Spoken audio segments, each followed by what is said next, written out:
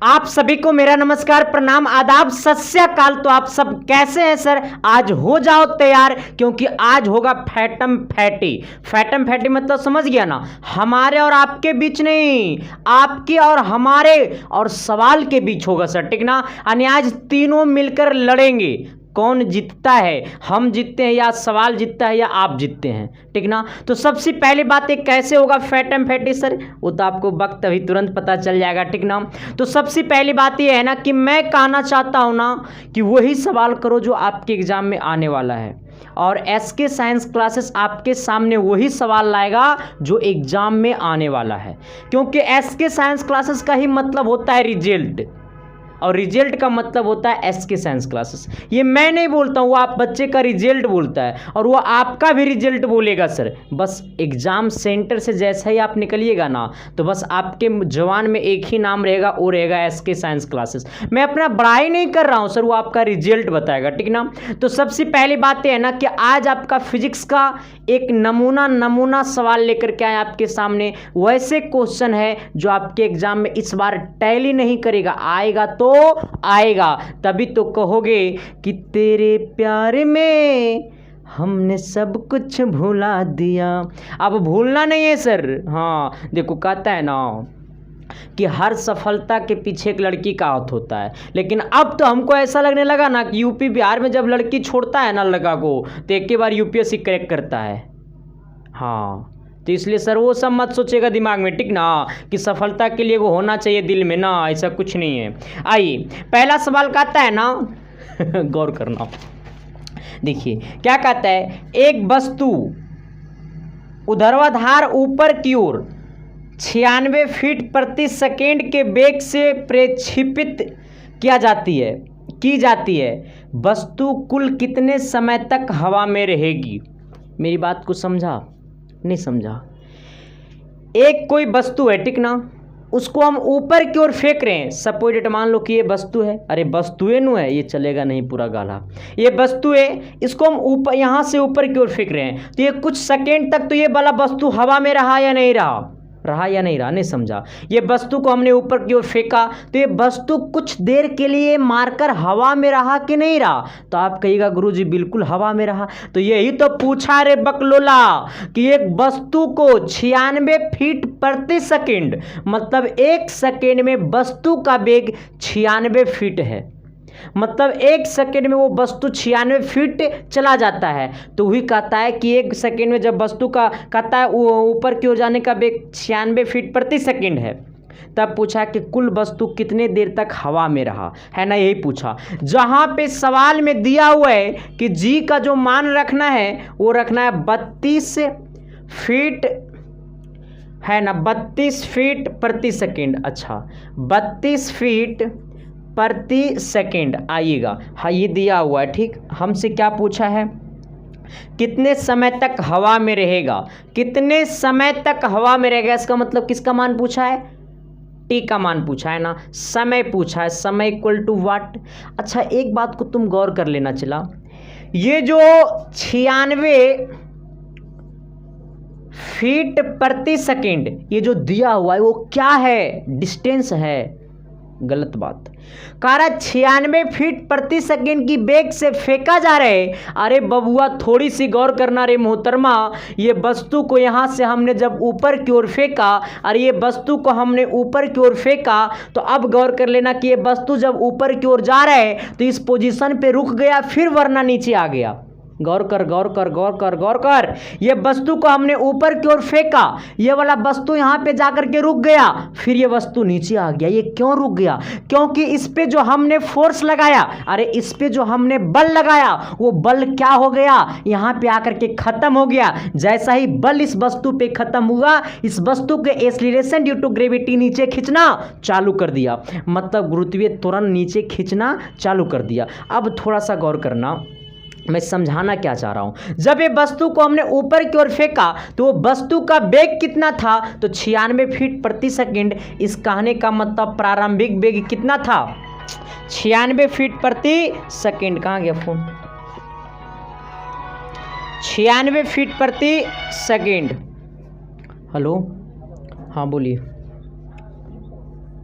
क्या बात है?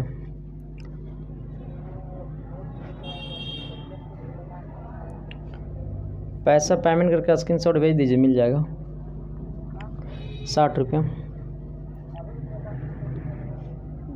अभी क्लास चल रहा है, ठीक ना, मिल जाएगा आपको 1 घंटा के अंदर में।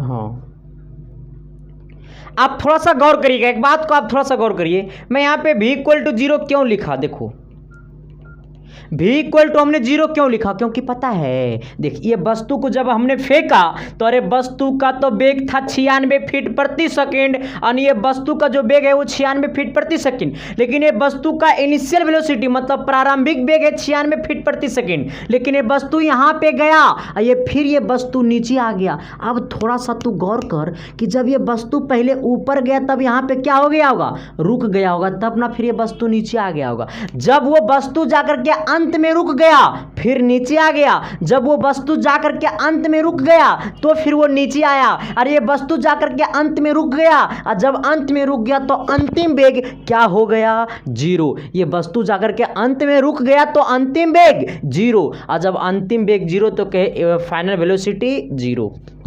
किसी प्रकार की दिक्कत? हमसे क्या पूछा है, टी का मान। अच्छा, आप एक चीज जानते होंगे, क्या जानते होंगे, v बराबर होता है u माइनस AT। क्या होता है, v बराबर u माइनस AT, लेकिन यहाँ पे एक्सीलरेशन नहीं लेना, यहाँ पे लेना है एक्सीलरेशन ड्यू टू ग्रेविटी, मतलब यहाँ पे g का मान लेना है, ठीक ना, क्योंकि हमें क्वेश्चन में दिया हुआ था, हमारा सवाल में ही दिया हुआ था g का मान कितना, 32 फीट प्रति सेकेंड, ठीक ना। आइएगा, प्रति सेकेंड था ना, प्रति सेकेंड स्क्वायर होना चाहिए वो, वही तो, क्योंकि एक्सीलरेशन है। आइएगा, v का मान क्या हो गया 0, u का मान कितना है रे चिला 96 है, माइनस g का मान कितना है गुरुजी 32 है, और गुने कितना होगा t रे मोहतरमा। अब थोड़ा सा गौर कर लेना, ये वाला पूरा है क्या चीज में, माइनस में, इन्हें थी चला प्लस में, यानी हो गया 32 से गुने t, अब बराबर कितना 96, ये 32 गुना में नीचे आएगा भागा में, यानी हो जाएगा t बराबर 96, अब बट्टा कितना 32, इसको काट देंगे तो ये 3 बार में कट गया, यानी टी का मान हो गया कितना 3 सेकेंड। कितना सेकेंड, 3 सेकेंड, यानी हमारा एक्सीलरेशन हमें क्या पूछा, टाइम कितना आ गया 3 सेकेंड। यानी उस वस्तु जो है वो वस्तु को जब ऊपर की ओर फेंका गया होगा तो वो वस्तु 3 सेकेंड तक हवा में रहा होगा, फिर ये वस्तु 3 सेकेंड तक क्या चीज में रहा होगा, हवा में रहा होगा। हमसे यही पूछा था, इसका जवाब मिनट भर में मैंने दे दिया। देखो सर, मैं कहता हूं सर कि आपको पढ़ाऊंगा तो आपको दिल तक पहुंचाऊंगा, मेरा एक संकल्प है सर, ऐसा नहीं पढ़ाऊंगा आपको कि घुसा तो घुसा दिमाग में, नहीं घुसा तो आगे बढ़, ये सब हमरा से नहीं होगा।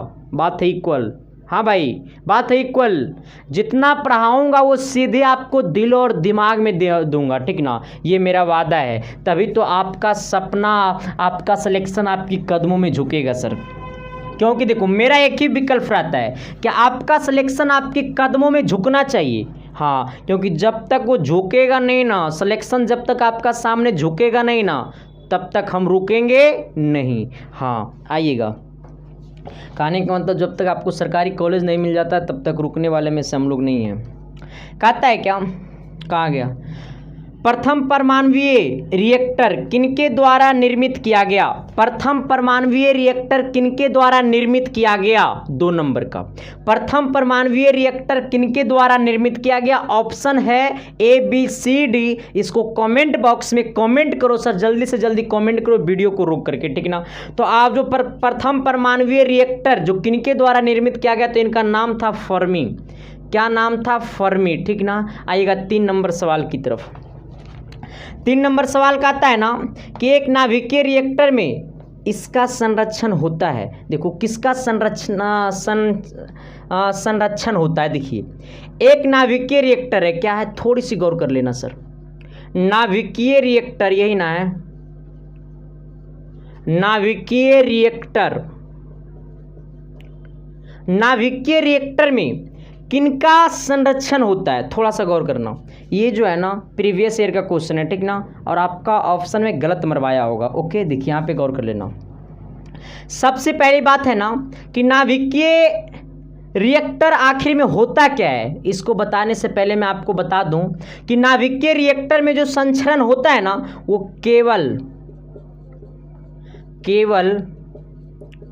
संवेग एवं ऊर्जा का होता है, ठीक है ना। किसका होता है? केवल संवेग एवं ऊर्जा का होता है। किसका होता है? केवल संवेग एवं ऊर्जा का होता है। ओके, तो अगर आपसे पूछेगा कि एक नाभिकीय रिएक्टर में किसका संरक्षण होता है, तो केवल संवेग और ऊर्जा का। लेकिन इसका कुछ मेन पॉइंट है, आप इसको डैश दे करके लिख लीजिए, जल्दी से जल्दी लिखते जाइए।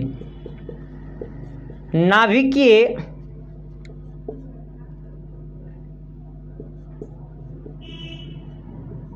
रिएक्टर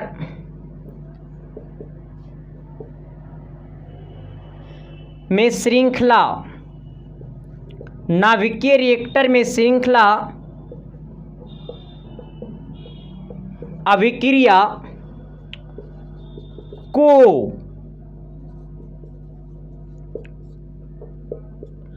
रोकने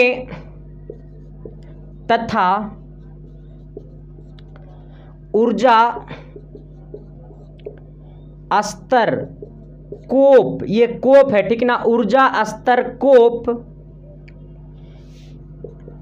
एक निश्चित पैमाने, पहले लिख लो, इसको बाद समझा देते हैं, पैमाने तक सीमित बनाए रखने के लिए एक न्यूट्रॉन को दूसरे न्यूट्रॉन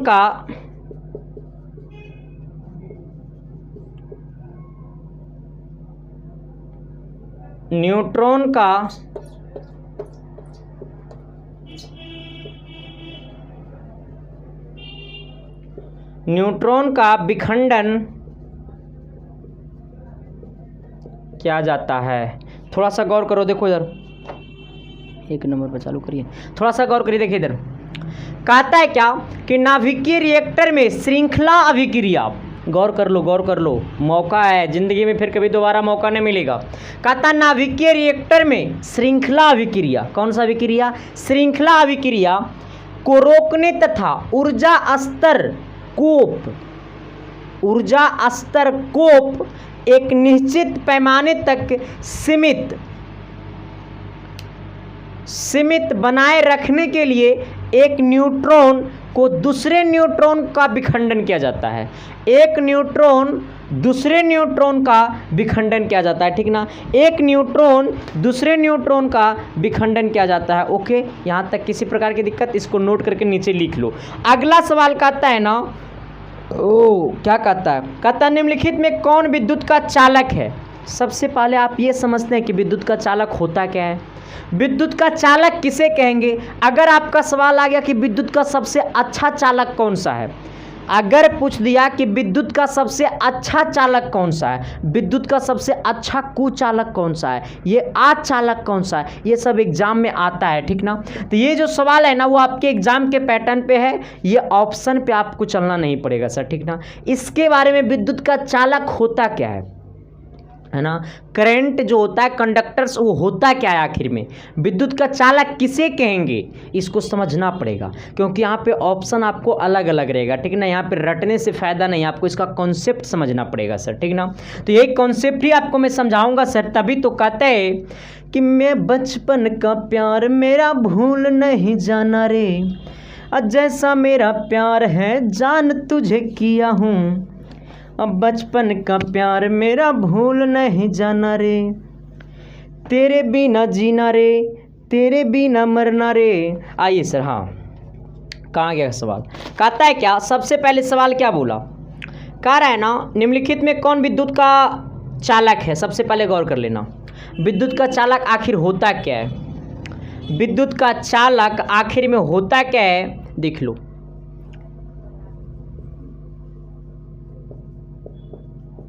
विद्युत चालक, थोड़ा सा नीचे डैश दे करके लिख लो, वो पदार्थ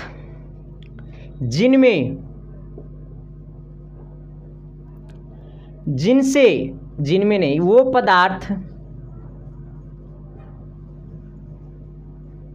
जिनसे होकर विद्युत धारा,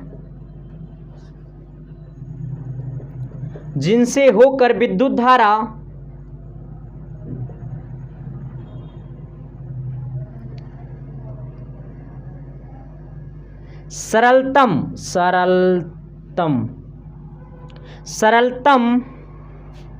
सरलता से मतलब आसानी से, अब इसको काटो,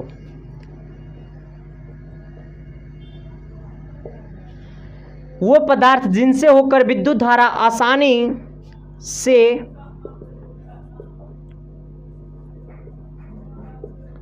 प्रवाहित होती है। अब यहां पे गौर करना, कहता है वो पदार्थ जिनसे होकर विद्युत धारा आसानी से प्रवाहित होती है। अब थोड़ा सा गौर कर लेना, जैसे अगर मैं आपको एग्जाम्पल की बात करूंगा ना, हाँ एक बात और कर लो, बहुत सारा एग्जाम्पल ऐसे लिखता है, वो गलत बात है सर। एग्जाम्पल इसका मतलब एग्जाम्पल नहीं होता है, ठीक ना, क्योंकि हम लोग ना ऐसे एग्जाम्पल लिखते हैं, ठीक, ऐसे करके एग्जाम्पल लिखा जाता है। ओके, हम भी पहले ऐसे लिखते थे, जब से मैंने इंग्लिश पे ज़्यादा कमांड किया ना, तब से मेरा ठीक हो गया। पहला जो है ना सर, वो आपका तांबा है, क्या है, तांबा। दूसरा अगर बात करूँगा तो एल्यूमिनियम आइएगा।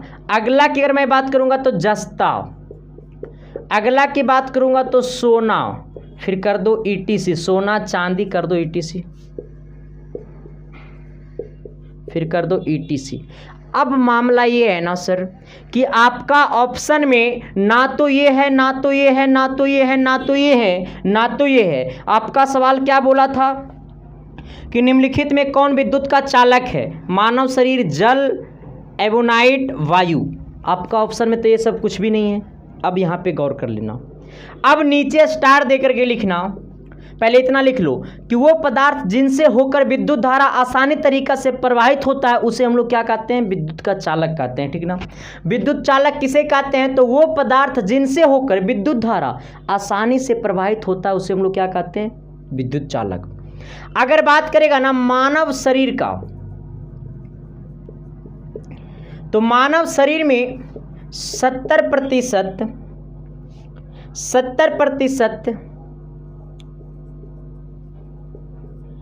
हिस्सा पानी से बना है। अब गौर कर लेना, मानव शरीर का 70% जो हिस्सा है ना, वो पानी से बना है, ठीक ना। और पानी में करंट बहुत तेजी से प्रवाहित होता है, आप सबको पता है, ठीक ना। तो पानी में करंट बहुत तेजी से आगे जाता है, तो मानव शरीर का 70% जो हिस्सा है, मतलब हम लोग का जो 70% जो हिस्सा है ना, वो पानी से ही बना हुआ है। ओके, अब थोड़ा सा गौर कर लेना, क्या जिससे बना हुआ है? पानी से बना है। और यहां पर लिख लेना, इसे औसतन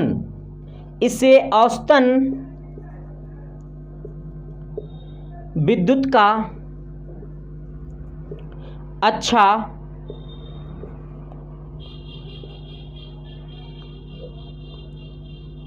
संवाहक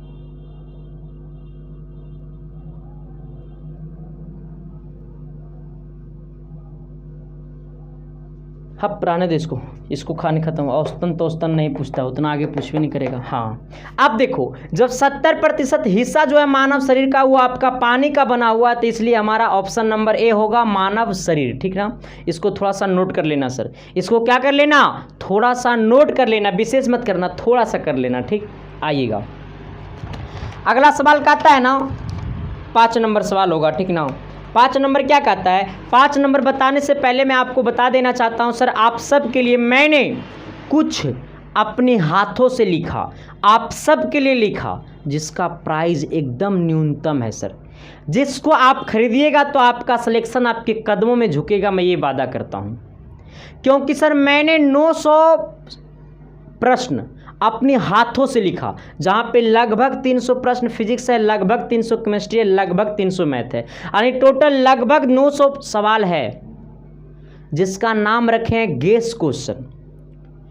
जिसमें 300 तीनों का है, 300 मैथ, 300 फिजिक्स, 300 केमिस्ट्री।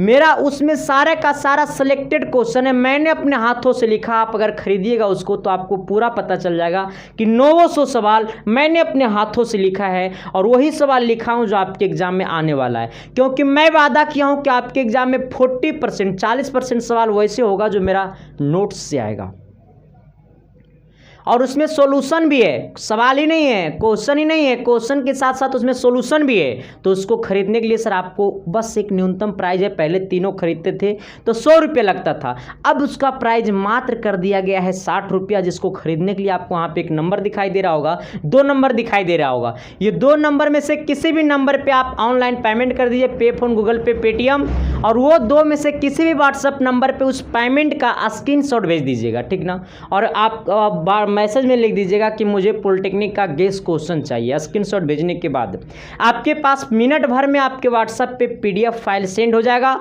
वो पीडीएफ को आप मोबाइल में भी पढ़ सकते हैं, अन्यथा किसी साइबर कैफ के दुकानदार से जाकर के फोटोकॉपी के दुकानदार से निकलवा भी सकते हैं। लेकिन मैं कहूँगा सर कि एक टी शर्ट खरीदिएगा तो टी शर्ट का प्राइस होता है, मिनिमम प्राइस होता है 400 से 500 रुपया। अगर आप कंपनी का खरीदिएगा तो, अगर लोकल खरीदिएगा तो उसका भी प्राइस 200 से 300 रुपया होता है, ठीक ना। 200 या 300 रुपया तो होता ही है, और इसका प्राइस मात्र 60 रुपये है, और 900 सवाल है। तो खरीदने में क्या बात है यार। नहीं खाएंगे 5 दिन गोलगप्पा, कहानी खत्म है, लेकिन खरीद लो क्योंकि बाद में मत पछताना, ठीक ना। तो यही है सर, आप सबसे उम्मीद करता हूं कि आप लोग पढ़िए बेहतर तरीका से, क्योंकि आपका सिलेक्शन सर मेरा सिलेक्शन है, ठीक ना। वो आपका सिलेक्शन नहीं, आपकी मम्मी पापा का सिलेक्शन है, और आपका जिस दिन सिलेक्शन होगा सर उस दिन मेरा सर उठेगा। आदमी में भलो छोटा भी है, ठीक ना, लेकिन आपका सिलेक्शन होगा ना। और जब बिहार के प्रत्येक कॉलेज में मेरा एक बच्चा दिखता है ना तो मुझे गर्व महसूस होता है।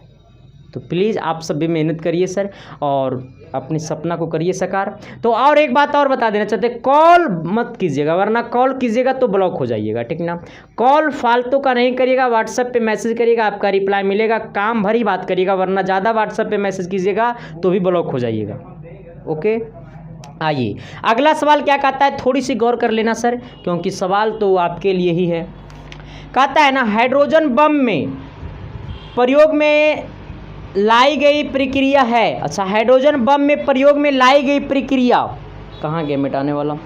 हाइड्रोजन बम में प्रयोग में लाई गई प्रक्रिया, थोड़ी सी गौर कर लेना सर, क्योंकि ये सवाल बड़ा रोमांटिक है, ठीक ना। और ये सवाल में ना लोग बड़ा फंसता भी है, ठीक ना। और ये सवाल से रिलेटेड ना एग्जाम में और कुछ पूछता है। क्या पूछता है मैं आपको बताता हूँ। हाइड्रोजन बम बनाने वाला सबसे पहला देश कौन सा था। हाइड्रोजन बम बनाने वाला सबसे पहला देश कौन सा था, मैं पूछ रहा हूँ। भारत कैमा देश था हाइड्रोजन बम बनाने में। अब कहता है क्या कि हाइड्रोजन बम में प्रयोग में लाई गई प्रक्रिया, हाइड्रोजन बम में प्रयोग में लाई गई प्रक्रिया, हमसे पूछा है प्रयोग में लाई गई प्रक्रिया, तब 5 नंबर है ना। प्रयोग में लाई गई प्रक्रिया संलयन प्रक्रिया द्वारा हाइड्रोजन बम बनाया गया है, ठीक ना। लेकिन हाइड्रोजन बम से रिलेटेड ना एग्जाम में कैसा कैसा सवाल आता है, थोड़ा सा गौर कर लेना। हाइड्रोजन बम 1 नंबर में आपको अमेरिका बनाया था। किसने बनाया था, अमेरिका ने बनाया था। कब बनाया था, तो 1952 में पहला देश था अमेरिका, ठीक ना। पहला देश था हाइड्रोजन बम बनाने वाला, पहला देश था अमेरिका, जो कि 1952 ईस्वी में बनाया था, ठीक ना। और दूसरा देश जो था वो आपका रूस था। कौन था, आपका रूस था, ठीक ना। आइएगा, वो कब बनाया था हाइड्रोजन बम, तो 1954 में बनाया था। तीसरा जो देश था हाइड्रोजन बम बनाने वाला वो था आपका इंग्लैंड था, ठीक ना। वो आपको लगभग क्या 1957 में बनाया था। चौथा जो देश था हाइड्रोजन बम बनाने में वो चीन था, ठीक ना। वो कब बनाया था, तो आपको 1967 में बनाया था। 5वां जो देश था हाइड्रोजन बम बनाने में वो आपको फ्रांस था। कौन था, फ्रांस था। क्या कहा, हाइड्रोजन बम बनाने में 5वां देश कौन सा था, तो फ्रांस था। वो कब बनाया था, तो आपको 1968 में बनाया था। अगर बात करेगा 6ठा देश कौन सा था, तो आपको भारत था हाइड्रोजन बम बनाने में, ठीक ना। हाइड्रोजन बम बनाने में 6ठा जो देश था वो भारत था, जो कि 1998 में बनाया था। कब बनाया था, 1998 में, ठीक ना। तो हाइड्रोजन बम में प्रयोग में लाई गई प्रक्रिया, तो हाइड्रोजन बम में प्रयोग में लाई गई प्रक्रिया संलयन है। पहला देश जो था वो हाइड्रोजन बम बनाने वाला वो अमेरिका था, दूसरा देश रूस था, तीसरा देश इंग्लैंड था, चौथा देश चीन था, पांचवा देश फ्रांस था, छठा देश आपका भारत था। बाकी आगे भी बनाया गया है होगा, बस इसके आगे नहीं पढ़ना है क्योंकि हमको भारत देश है तो सर भारत से ज़्यादा मतलब रखो, ठीक ना। आओ कहता है क्या सर 6 नंबर, कोक में कार्बन की प्रतिष्ठा है, कोक में कार्बन की प्रतिष्ठा है। कमेंट कर दो, जल्दी से जल्दी कमेंट कर दो। अच्छा बहुत सारे बच्चा का तो ये डाउट है कि आखिर में कोक है क्या सर। बहुत सारा बच्चा को ना कोक को कोको कोला समझ लेता है, ए पेप्सी वाला रे भाई, ये भाई पेप्सी वाला। अच्छा तू सब कोक को कोको कोला समझता है कि नहीं समझता है, झूठ मत बोलना। कितने लोग जो है वो कोक को कोको कोला समझ लेते हो, कमेंट कर देना, ठीक ना। आइए देखिए, सबसे पहली बात ये जो कोक है ना 6 नंबर सवाल में, ये जो कोक है ना वो आखिर में है क्या, तो ये कोयला का ही एक हिस्सा है, ठीक ना सर। ये कोक जो है वो कोयला का ही एक हिस्सा है। जब कोयला में ऑक्सीजन को जब गर्म किया जाता है, जो कोयला को ऑक्सीजन के रिस्पेक्ट में जब गर्म किया जाता है तो वो क्या बन जाता है, कोक बन जाता है। फिर से मेरे बात को सुनो, जब कोक बनाने के लिए कोयला को जब ऑक्सीजन के में जब गर्म किया जाता है तो वो कोक बन जाता है। तो हमसे पूछा कोक में कितना प्रतिशत कार्बन पाया जाता है, तो कोयला में तो कार्बन पाया ही जाता है, तो पूछा कोक में कितना प्रतिशत कार्बन पाया जाता है, तो 80% से 90% कोक में कार्बन की प्रतिशत पाया जाता है, ठीक ना। लेकिन अब बात करिएगा सर कि ऑप्शन नंबर बी में आपका 80% है, ऑप्शन नंबर सी में आपका 90% है, तो 80% ऑप्शन नंबर बी मारे या ऑप्शन नंबर सी मारे, तो गौर कर लेना। हो सकता है मैंने बोला कि आपको 80 से 90% कोक में कार्बन की प्रतिशत मात्रा पाया जाता है, ठीक ना। कोक में कार्बन की प्रतिशत 80 से 90% पाया जाता है। इसका कहने का मतलब है कि वो 85% भी हो सकता है, 86% भी हो सकता है, 89% भी हो सकता है। इसलिए जब भी मारना तो वो मैक्सिमम नंबर मारना, ऑप्शन नंबर सी मारना 90%, ठीक ना। तो कोक में कार्बन की कितना प्रतिशत पाया जाता है, तो कोक में कार्बन 90% पाया जाता है। यहाँ तक में किसी प्रकार की दिक्कत, मैं पूछ रहा हूँ किसी प्रकार की दिक्कत, तो कोक में कार्बन कितना प्रतिशत पाया जाता है, तो 90%।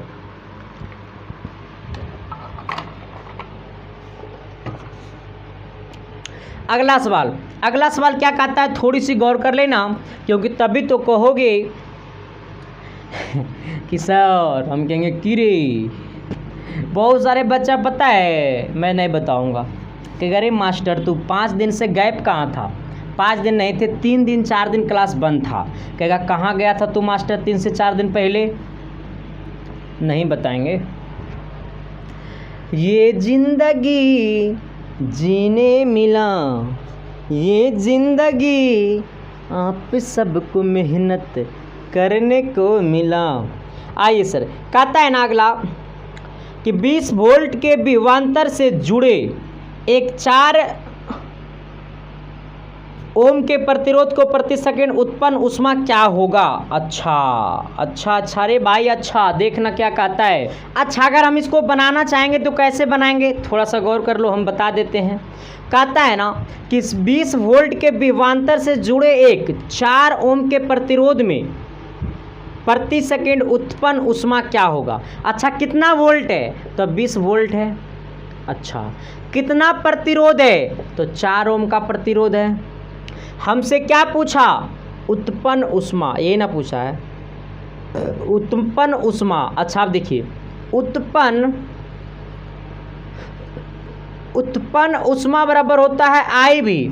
उत्पन्न ऊष्मा बराबर क्या होता है, आई भी। अच्छा आई बराबर क्या होता है, आई बराबर होता है V बट्टा आर। तो ये आई के जगह क्या लिख देंगे, V बट्टा आर, और गुने क्या है V। अच्छा ये V गुने V कितना हो जाएगा, V स्क्वायर, और ये बट्टा नीचे कितना होगा मोहतरमा R। अच्छा V का मान कितना है रे बबुआ, 40, अने सॉरी 20 का स्क्वायर हो गया, बट्टा नीचे कितना 4, R का वैल्यू कितना 4। अच्छा ये 20 का स्क्वायर कितना 400, और बट्टा नीचे कितना 4, इससे ये कट गया कितना 100 बार में, अने आ गया कितना 100 जूल, क्योंकि उत्पन्न ऊष्मा का ऐसा है मात्रा क्या होता है, जूल। किसी प्रकार की दिक्कत फिर से सवाल को समझ लो। क्या बोला था, बोला है ना कि 20 वोल्ट के विभवांतर से जुड़े एक 4 ओम प्रतिरोध में प्रति सेकंड उत्पन्न ऊष्मा क्या होगा।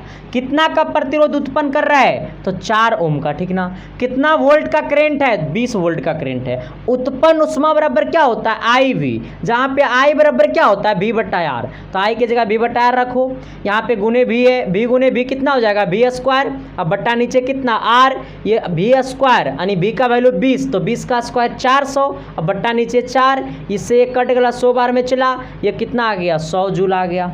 आइए अगला सवाल। अगला सवाल कहता है ना कि सूर्य से सबसे नज़दीक स्थित ग्रह कौन सा है। सूर्य के सबसे नज़दीक स्थित ग्रह कौन सा है, ठीक ना। देखो जब बोलेगा ना, कै नंबर सवाल होगा जी, अच्छा 8 नंबर, जो भी हो आने दीजिए। देखिए सूर्य से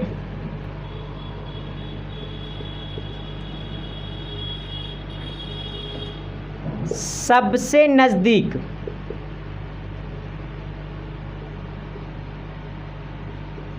सूर्य से सबसे नज़दीक स्थित ग्रह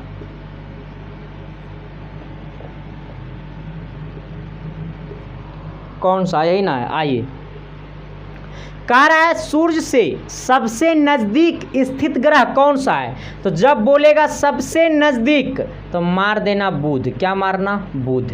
क्या मारिएगा, बुध, ठीक ना। जब बोलेगा सूर्य से सबसे नज़दीक स्थित ग्रह तो क्या मारिएगा, बुध।